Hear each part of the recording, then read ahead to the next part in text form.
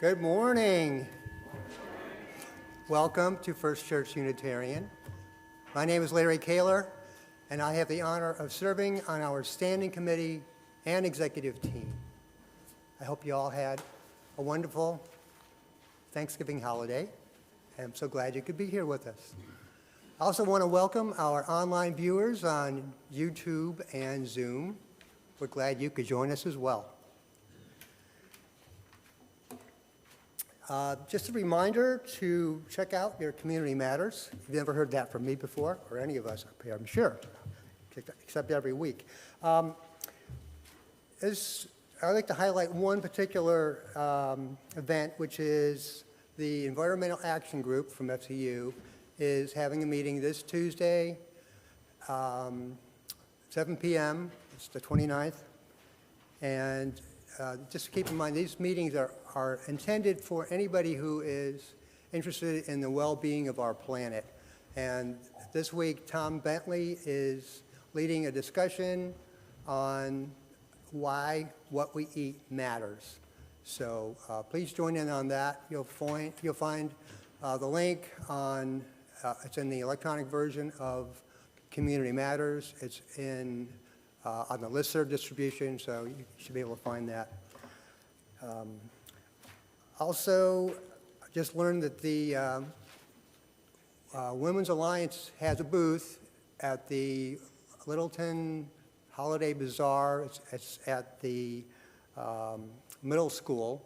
It's this coming Saturday, the 3rd of December, and that's from 9 to 3. So please check out what they have for sale there.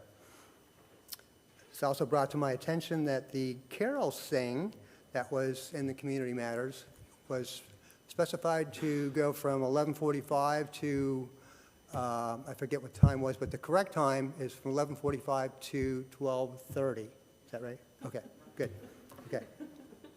Now, I'm sure you've all heard the buzz. After 2.5 years, coffee hour returns today. Can you smell it? To join in the social gathering, it's our fellowship. Just after the service, just follow everybody through the door, down the stairs, and to the back room called our vestry.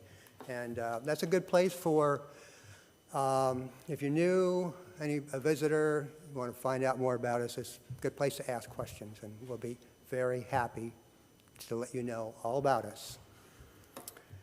Our wonderful minister, Reverend Laura Hoke, has a day off today. Instead, we have our featured service is Democracy, our 5th principle. I feature a sermon by Monica Pilman, who unfortunately cannot be with us today. She's experiencing a nasty sore throat and other respiratory virus symptoms. But she has recorded it for us. Thank you, Monica, and I hope you're feeling better today. We are blessed to have the technology to put this up on the screen, so that's where you'll be seeing it. And I think this is the first time we've had a sermon presented this way.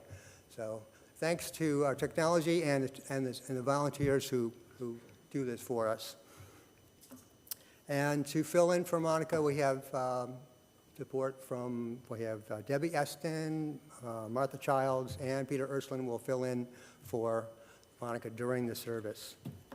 And with that, please silence your electronic devices and enjoy the service.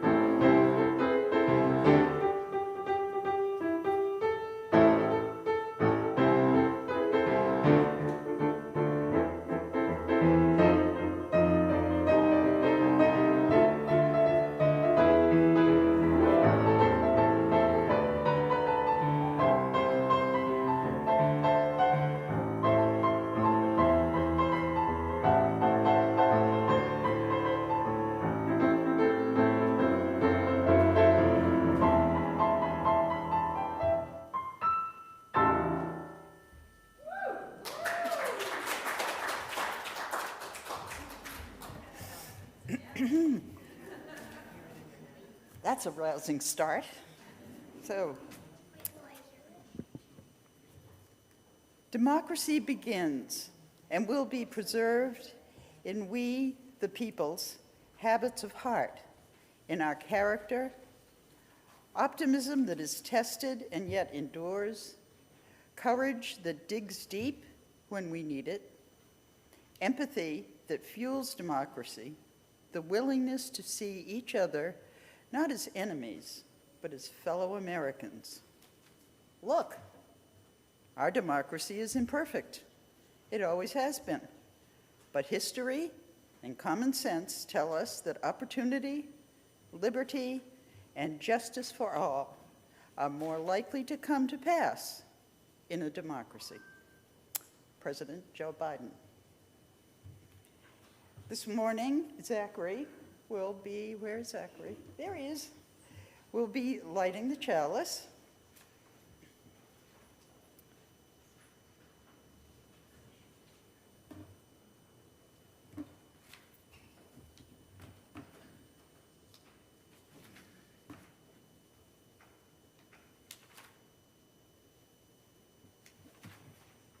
As Zachary lights our chalice, please join with me in saying the words of our covenant.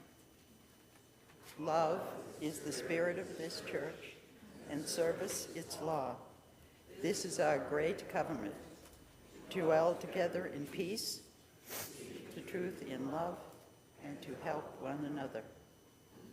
Thank you, Zachary. So, good morning. I join with Larry in welcoming you here to First Church Unitarian in Littleton. My name is Martha Childs, and I'm here as a substitute for Monica Pilman. She's done a wonderful job of organizing this whole service, and so I'm just following the pattern. It's sort of being like a substitute teacher, which I've had some experience at. So if you just follow the plan, we'll be fit just fine. Okay. We are a multi-platform church, and hello to those joining us online this morning. I'm happy that we're all here. We welcome here among us the happy sounds of babies and children in our service. However, we have less welcome for the sounds of cell phones and smartwatches, and ask that you please put those devices into worship mode.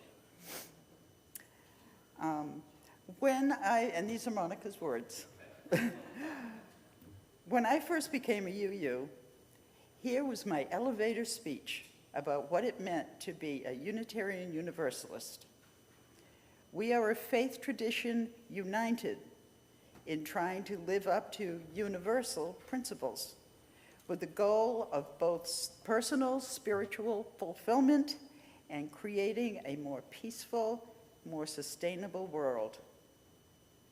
That's a great description. I wish I'd have had it a few times when people asked me those questions. Today we're going to think about one of our principles, the fifth principle, which calls for the right of conscience and the use of the democratic process within our congregations and in society at large. With the midterm elections behind us, almost, I hope that much of the anxiety and fear that people were feeling about that has dissipated.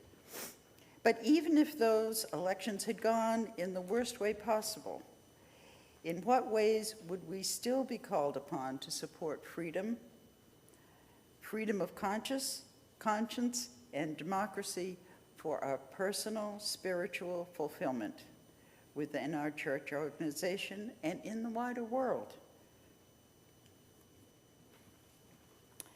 This morning, we will be lighting our first Advent calendar. And Bob will be lighting the purple candle. One of the, our Advent wreath and,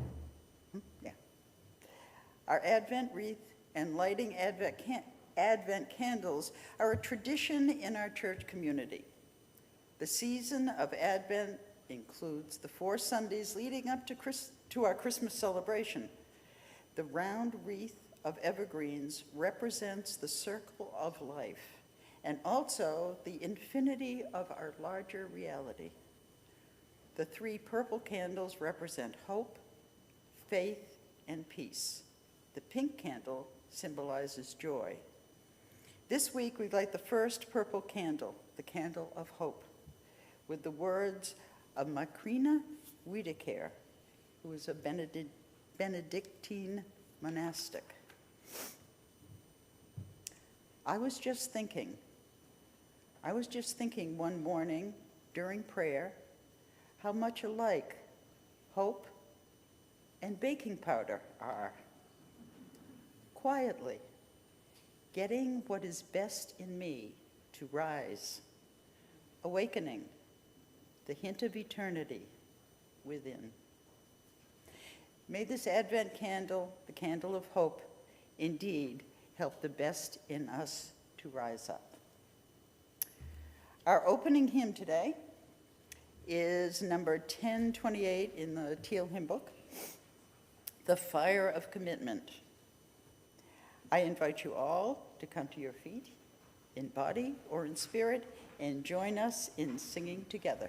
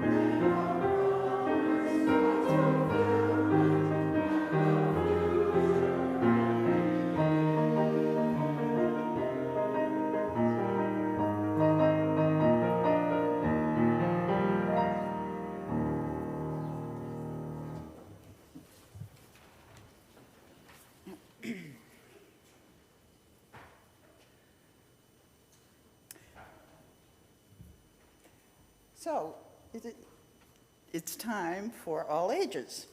And time for all ages today is going to be a bit different, because instead of reading a story from a book, We're going to watch a video that contains a story about one of the ways in which democracy in our nation works.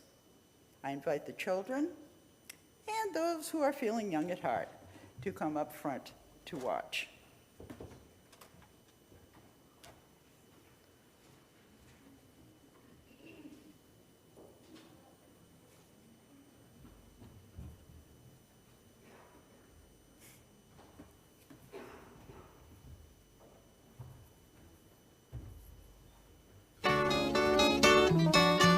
Woo, you sure gotta climb a lot of steps to get to this Capitol.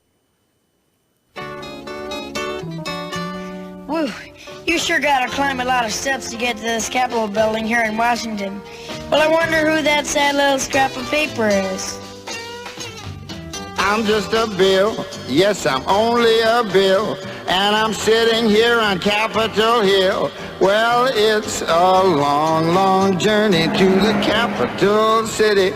It's a long, long wait while I'm sitting in committee, but I know I'll be a law someday. At least I hope and pray that I will, but today I am still just a bill. Gee, Bill, you certainly have a lot of patience and courage. Well, I got this far. When I started, I wasn't even a bill. I was just an idea. Some folks back home decided they wanted a law passed, so they called their local congressman, and he said, "You're right, there ought to be a law." Then he sat down and wrote me out and introduced me to Congress, and I became a bill. And I'll remain a bill until they decide to make me a law. I'm just a bill, yes, I'm only a bill, and I got as far as Capitol Hill. Well, now I'm stuck in committee, and I'll sit here and wait while a few key congressmen discuss and debate whether they should let me be a law. I hope and pray that they will, but today I am still just a bill.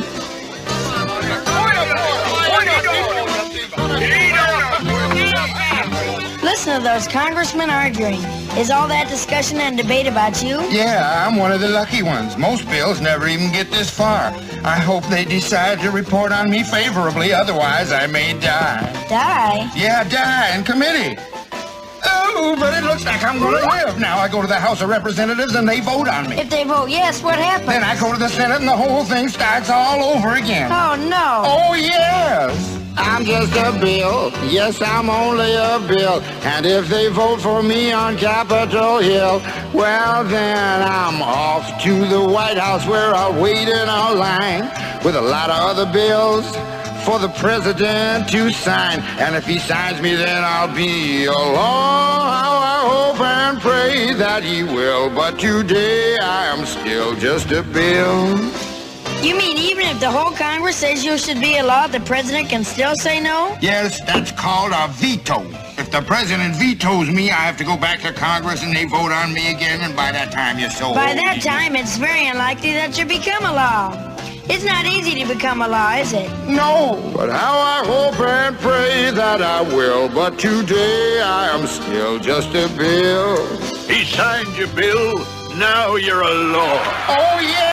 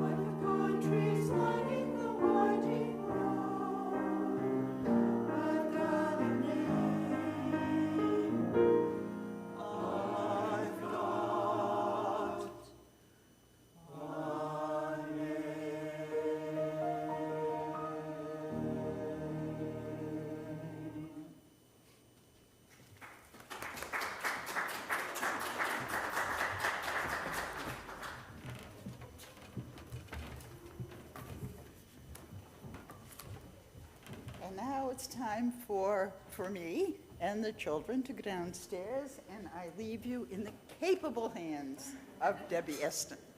Thanks.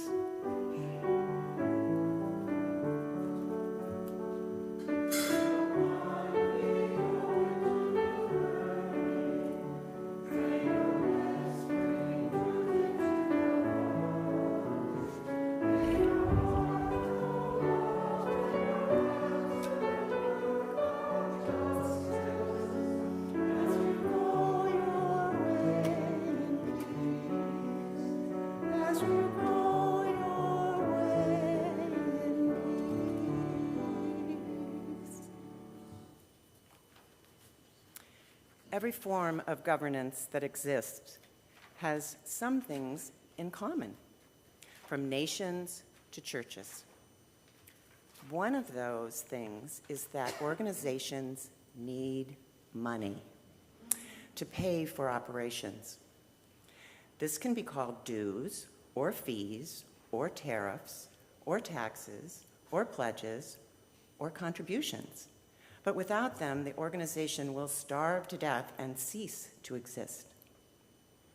This is your opportunity to support our church. For those watching remotely, please send your tax-deductible checks to FCU, 19 Foster Street, Littleton, Mass., zip code 01460. Thank you.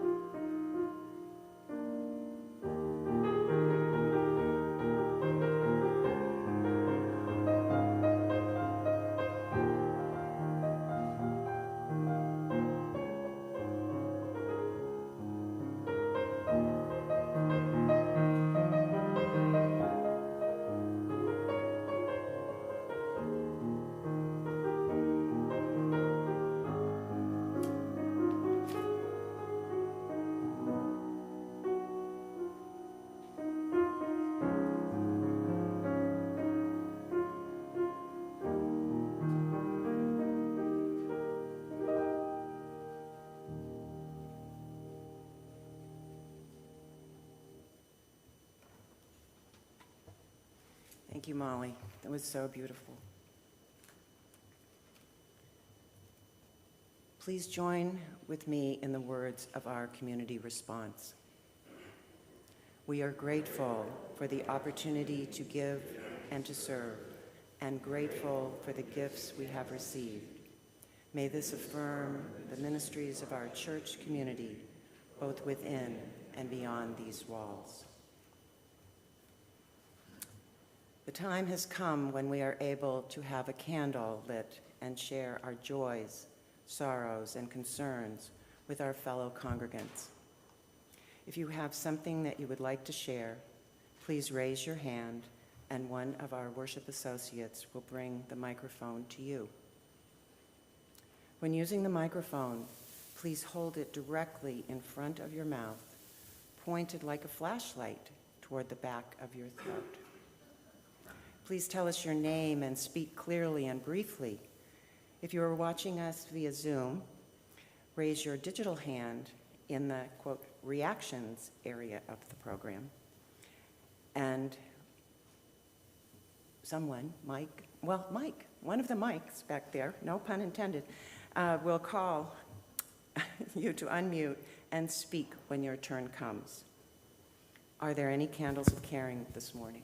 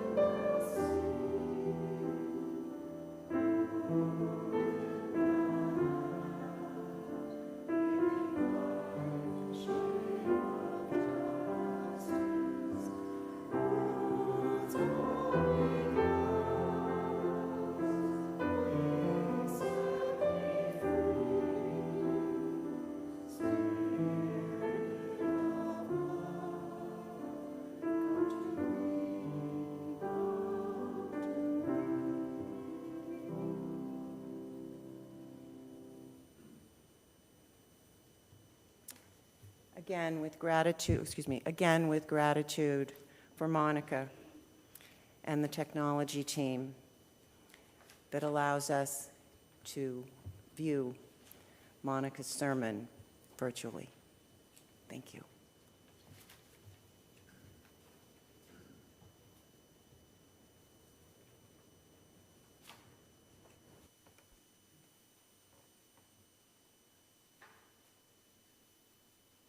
The national midterm elections are pretty much over now, except for some important runoffs and a bit of cleaning up. Many of us had a lot of anxiety and fear over those elections for quite a while before they happened, including me. After the post-election news began rolling in, and we all realized some of our worst fears were not going to come true after all, there was a collective sigh of relief. But I think that it is important that we do not get too complacent about that outcome. There is a movement, not just in our country, but in many other parts of the world, to replace democracy with some form of fake democracy or with a dictatorship. There are many who are actively seeking to break democracy in our country, and some of our forms of democracy are already broken, and other parts are in danger of being broken next. Our modern-day dictators claim that the fast-moving, high-tech, deeply economically interconnected, and culturally diverse world in which we all live today needs a form of government that can respond quickly, accurately, and very firmly in order to keep chaos at bay and solve fast-moving modern problems. Old-fashioned variations on democratic governance are just too slow, our current dictators claim, too corruptible, too broken, too easily subverted, and so cannot effectively govern in such a fast-paced world. Where the current dictators are correct is that this is indeed a fast-paced world, and democracy in its many forms does tend to be a rather slow-cooked method of governance, rather like a gumbo with many ingredients that need time to prepare and then to brew before producing a good dinner. Fast food is popular in our accelerated lifestyles for good reasons, but it is also bad for us for good reasons.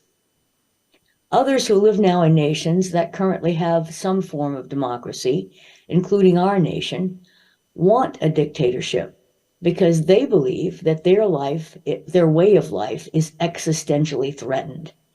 Rather than looking forward to what can be done in order to adapt and adjust to the modern world, they seek instead to look backwards in time and to impose upon the majority of us a set of rules taken from a fantasy version of the past in which they believe that their kind were once much more respected, secure, and powerful, and that the world was a better place because of it. They are correct about feeling under an existential threat, but they are incorrect that the world ever was a better place in any version of the past, or will be in any future in which their cause wins the day.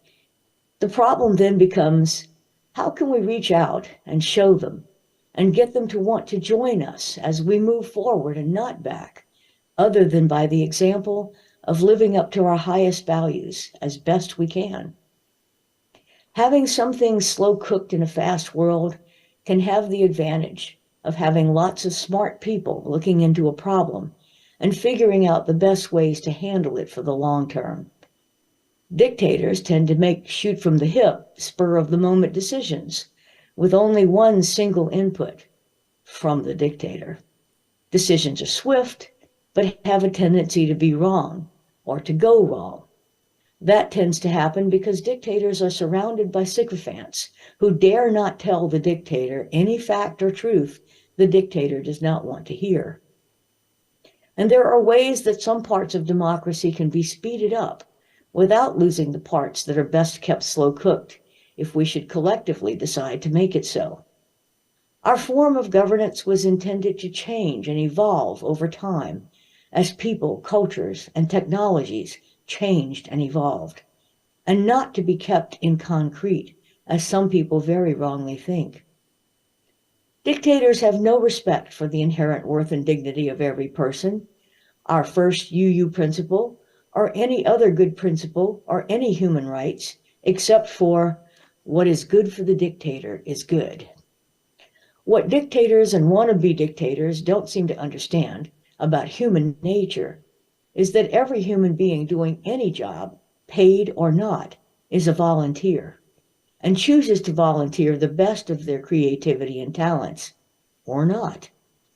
Slave owners can't get the best from any slave, no matter how cruel they treat them. And corporate managers can't get the best out of any sort of labor, white collar or blue collar, unless they are not acting like dictators. This is why dictatorships tend to become poorer over time. As Princess Leia said to Moff Tarkin in Star Wars, "The more you tighten your grip, Tarkin, the more star systems will slip through your fingers. The best and most talented leave if they can. The rest slow walk and dumb walk and everything else because that is their form of resistance." Anarchists would say that we don't need no stinking government, dictatorships or democracies or anything else. I disagree because everywhere anarchy has truly come into existence, both in the past and in our own time, people discover that the chaos that results means that they don't have any time or energy for anything but bare survival.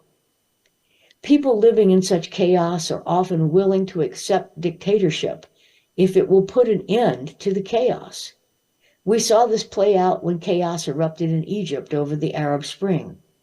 Using the internet, those opposed to their dictatorship organized and together overthrew their government and its dictator. But they were not able to replace that dictatorship with a better, non-dictatorial working government. The chaos ended when a new dictator came to power there and imposed a tightly screwed down order, worse in some ways than the one that was overthrown, and just as bad in other ways. As Winston Churchill once famously said, democracy is the worst form of government, except for all the others that we have tried. For our offertory song today, Molly played us the song One Last Time from Hamilton, a song where George Washington, the first president of the new-made United States of America, stepped down after 2 terms in office and retired. A peaceful transfer of power unexpectedly showed the still mostly monarchical and dictatorial world at that time that our new nation had an unexpected strength, that power could change hands in an orderly manner without chaos, without sliding into yet another dictatorship, but simply as an exercise in good conscience. That same exercise in good conscience, once said, has been, until quite recently, cherished and followed. Over time, the freedoms and rights afforded to most citizens by this new form of government of the people, by the people, and for the people, gave citizens the ability to be very creative, inventive, and productive, generating levels of prosperity for ordinary people unknown in other places ever before. So many other countries adopted some form of democracy that it is still the most common form of national governance on our planet.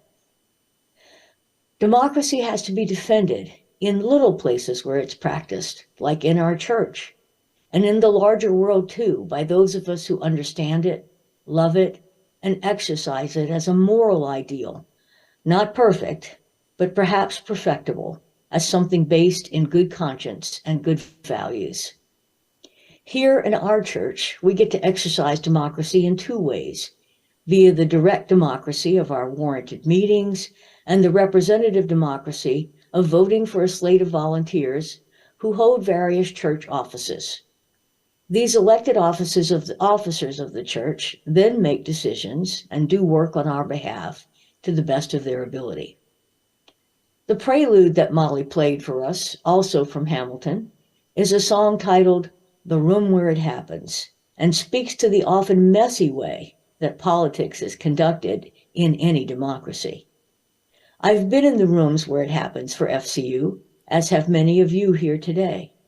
There are times when I argued passionately for my point of view, but when the vote was taken, I lost. What then is my moral responsibility to church democracy and our 5th principle? I think my responsibility is to lose gracefully, just as if I were playing a board game at my dining room table with friends, and someone else won the game. What is the responsibility if I am on the winning side in a vote? Like that board game at my table, I think it is to win without gloating or bragging or taunting, to ease the feelings of those who lost, to include them into my victory if that is at all possible. Sorry, sore throat, and to continue to care for their concerns. But there is more of it, I think, that I have to be willing to do. I have to be willing to humbly admit that while I think I was right in my arguments and in my vote, maybe I wasn't, whether I was on the winning or on the losing side. I have to not be a disruptor of our little democracy by giving in to the temptation to keep on arguing and pushing for any losing position, even after the voting is done, or to simply quit in a snit because I lost and walk away.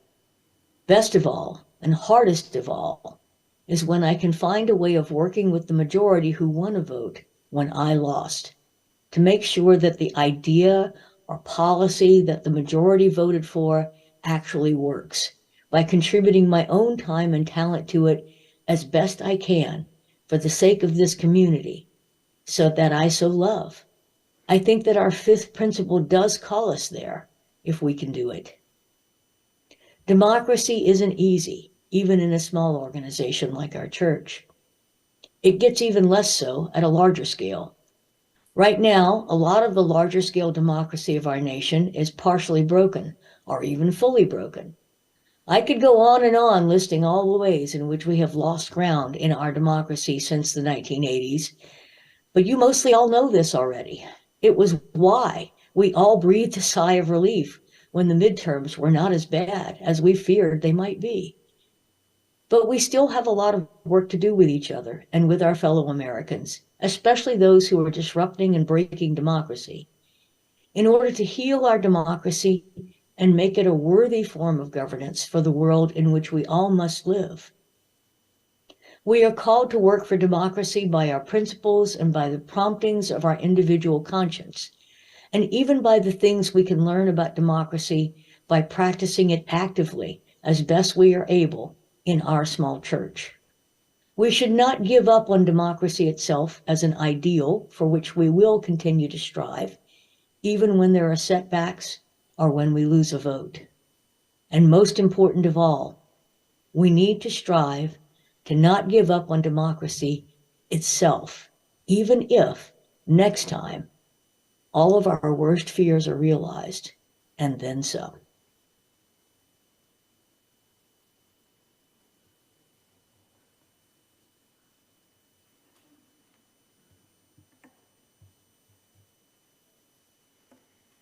Thank you, Monica.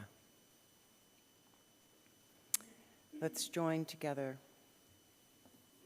for our closing song, 1023, Building Bridges. It's in the Teal hymnal. We will sing this song through once together, then divide into two parts and sing it as a round, with Molly leading one side. This side. I guess I didn't ask what you had decided anyway, but that's what it is anyway. And it does say me, which would be Monica, but it's not me. It's Peter leading the other. Then we'll sing it together one last time. Please stand in body or in spirit and join us in song.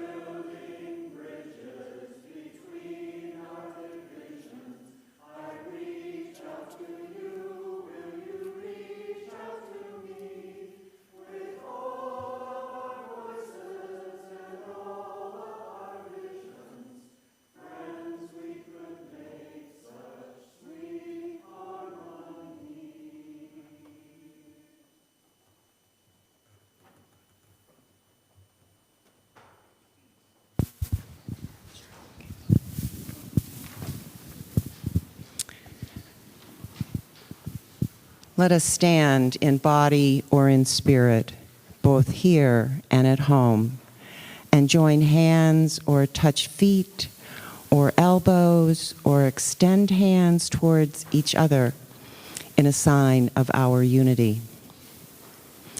Benjamin Franklin once said, When you assemble a number of men to have the advantage of joint wisdom, you inevitably assemble with those men all their prejudices, passions, their errors of opinion, their local interests, and their selfish views."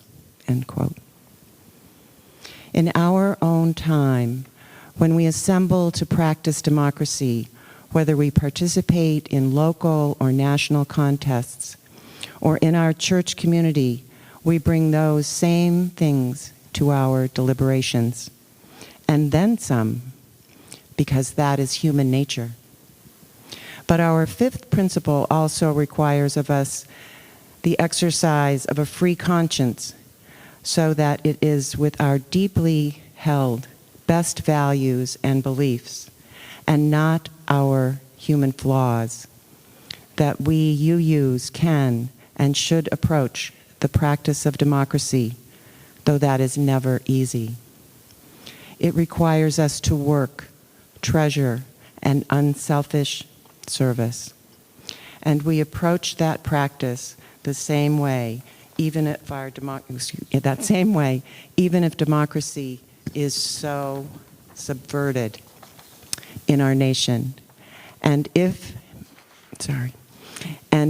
in the world that it ceases to exist, because then we would become the resistance and we take democracy underground like a seed buried in fertile earth, but nourished, hoped for, not forgotten, to rise up again in a new spring. Amen, and blessed be.